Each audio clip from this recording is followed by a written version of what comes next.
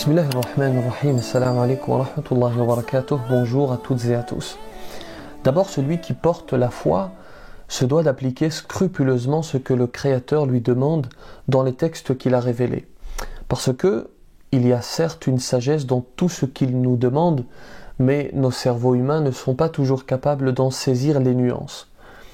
Oui, il y a des sagesses que l'homme ne peut concevoir. Admettre ceci, c'est déjà mettre le pied sur le bon chemin. En effet, le croyant doit être capable de mettre de côté son orgueil et d'accepter qu'il ne lui est pas possible de tout connaître, de tout comprendre. Écraser son ego devant l'infinie sagesse du divin, voilà une action sur laquelle le croyant se doit de travailler.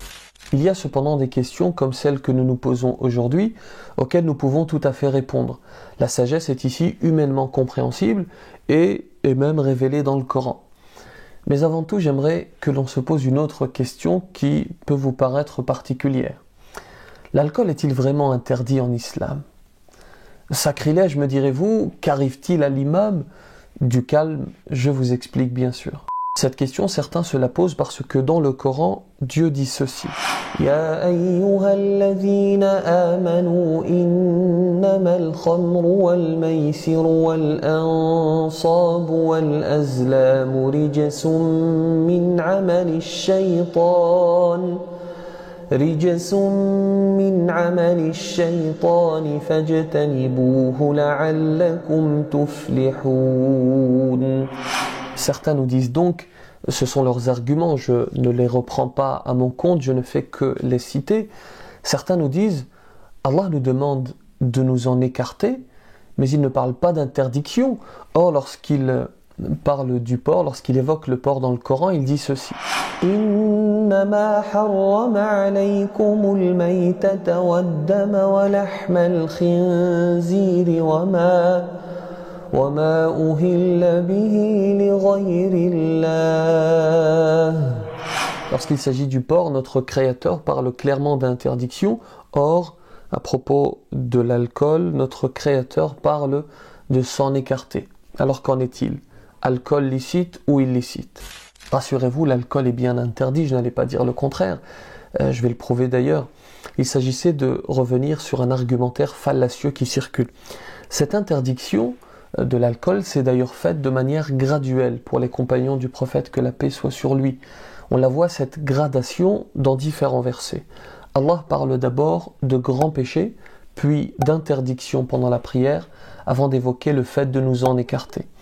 Ensuite, dans le 3e verset, le Créateur parle de l'alcool comme d'une abomination œuvre du diable, rijsum min amali shaytan, qui par définition est interdite.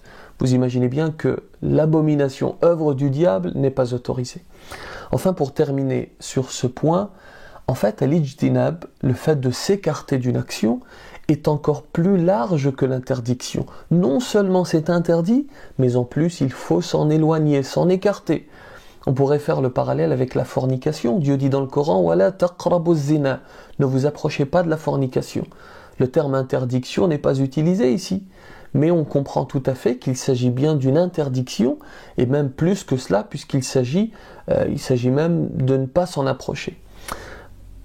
Ainsi, non seulement l'alcool est interdit, mais en plus, toutes les activités liées à cette boisson sont également interdites, comme indiqué dans la tradition prophétique authentique qui s'affiche à l'écran. Faites pause si vous souhaitez la lire. Alors pour quelle raison l'alcool est-il interdit en islam ? En fait, il y a une règle. Même s'il y a du bien dans une chose, lorsqu'elle comporte plus de négatif que de positif, elle devient interdite. C'est le cas pour l'alcool. Dieu dit dans le Coran يَسْأَلُونَكَ عَنِ الْخَمْرِ وَالْمَيْسِرِ قُلْ فِيهِمَا إِثْمٌ كَبِيرٌ وَمَنَافِعُ لِلنَّاسِ وَإِثْمُهُمَا أَكْبَرُ مِنْ نَفْعِهِمَا. Alors regardons, analysons le bien et le mal. Le bien d'abord. Un état second dans lequel on oublie ses problèmes momentanément.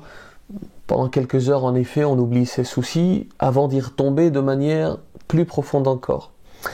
Deuxièmement, cet alcool, on l'utilisait jadis comme remède, entre guillemets.